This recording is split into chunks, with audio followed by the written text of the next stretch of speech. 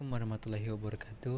Kami akan mempresentasikan tentang alat bantu untuk mobilitas lansia, yaitu tentang kursi roda elektrik. Saya Arif Madialwi akan membahas yang ke-1 pendahuluan, yang kedua kajian pustaka, yang ketiga metodologi, yang keempat inti pembahasan, yang kelima penutup. Yang 1 pendahuluan. Latar belakang kursi roda elektronik adalah informasi penting dalam alat bantu mobilitas, terutama bagi lansia dan individu dengan terbatasnya fisik. Dengan populasi lansia yang diperkirakan mencapai 1,4 miliar pada tahun 2030, kebutuhan akan alat bantu yang efisien semakin mendesak. Kursi roda elektronik menawarkan kemudahan bergerak tanpa memerlukan tenaga fisik yang besar, seperti desain ergonomis yang meningkatkan kenyamanan pengguna, melaporkan peningkatan kualitas hidup dan kepuasan dalam aktivitas sehari-hari. Meskipun memiliki banyak keuntungan, pengembangan kursi roda elektronik menghadapi tantangan seperti biaya tinggi dan kompleksi dan desain. Oleh karena itu, perencanaan yang cermat dan fokus pada ekonomis serta kemudahan pengguna sangat penting untuk menciptakan produk yang fungsional dan estetis. Masalah perencanaan kursi roda elektronik menghadapi berbagai tantangan kompleks yang mencakup aspek teknis serta faktor-faktor sosial, ekonomis, dan fisiologi, dengan masalah utama seperti terbatasnya aksesibilitas, kenyamanan, dan ekonomis. Kompleksitas teknologi, biaya yang tinggi, keselamatan pengguna, dan kesetiaan layanan pura jual yang semua perlu dipertimbangkan untuk menciptakan produk yang efektif dan terjangkau. Tujuan perencanaan kursi roda elektronik bertujuan untuk meningkatkan kualitas hidup pengguna, terutama lansia dan individu dengan terbatasnya fisik, melalui peningkatan kemandirian, kenyamanan, aksesibilitas, keamanan, terjangkau, dan layanan pura jual yang baik. Manfaat perencanaan kursi roda elektrik memberikan manfaat signifikan bagi pengguna, terutama lansia dan individu dengan terbatasnya fisik, melalui peningkatan mobilitas, kenyamanan, aksesibilitas, dan fitur keamanan yang semuanya berkontribusi pada peningkatan kualitas hidup secara keseluruhan. Ini akan dilanjut oleh Mas Alif Rizky. Baik, saya akan melanjutkan presentasi tersebut. Perkenalkan, nama saya Muhammad Alif Rizky.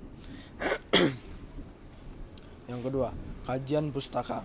Perancangan kursi roda elektrik adalah bidang yang terus berkembang, dengan fokus pada aspek penting seperti kebutuhan pengguna, desain ergonomis, inovasi teknologi, aksesibilitas, dan keselamatan untuk menciptakan produk yang efektif, nyaman, dan aman bagi pengguna.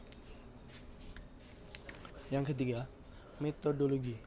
Perancangan kursi roda elektrik melibatkan langkah-langkah metodologi sistematis, mulai dari identifikasi kebutuhan pengguna hingga pemasaran, untuk memastikan produk memenuhi kebutuhan dan standar keselamatan.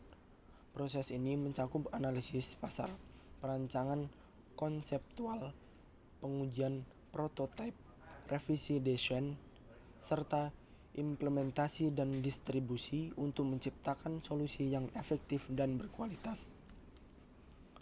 4. Inti pembahasan. Dalam inti pembahasan ada perhitungan rancangan alat bantu mobilitas. Yang pertama, spesifikasi umum, tipe alat kursi roda elektrik, kapasitas beban 100 kg, kecepatan maksimum 7 meter per jam, jarak tempuh 15 km dengan 1 kali pengisian baterai. 2. Motor penggerak, tipe motor DC tanpa sikat atau brushless, daya motor 250 watt, torsi 1,0 Nm pada 1000 rpm, tegangan 24 volt, kecepatan rotasi 3000 rpm. 3. Transmisi. Tipe transmisi gearbox rasio 1:10. Poros penggerak. Poros stainless steel dengan diameter 20 mm. Sistem roda. Roda belakang dengan diameter 300 mm. 4. Rangka. Bahan aluminium alot atau ringan dan kuat.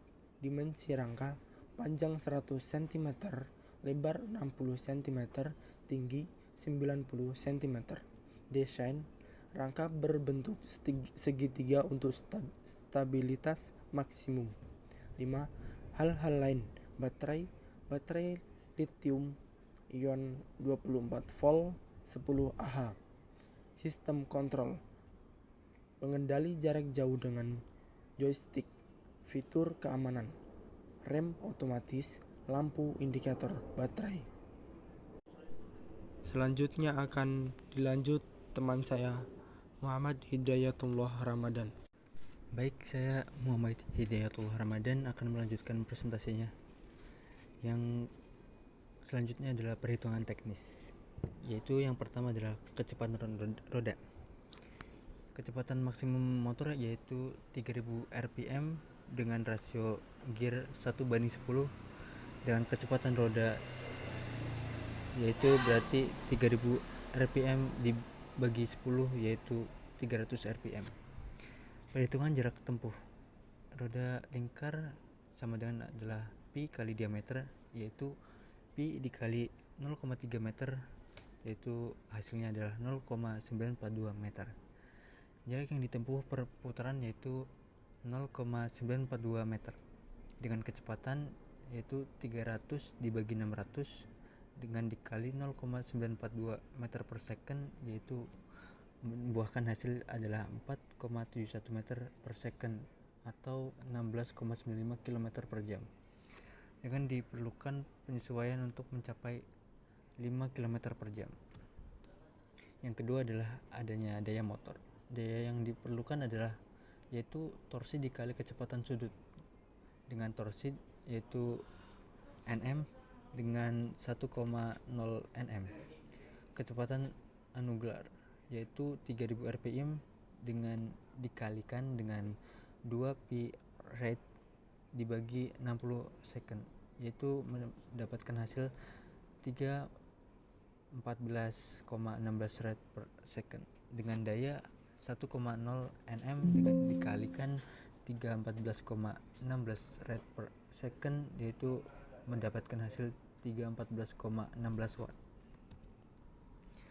Berikut adalah desain 2D dan 3D nya, yaitu dengan lebar pegangan 418 mm, lebar roda adalah 234 mm, dengan besar roda 397 mm, dan tinggi kursi rodanya adalah 634 mm, dengan panjang kursi roda 675 mm.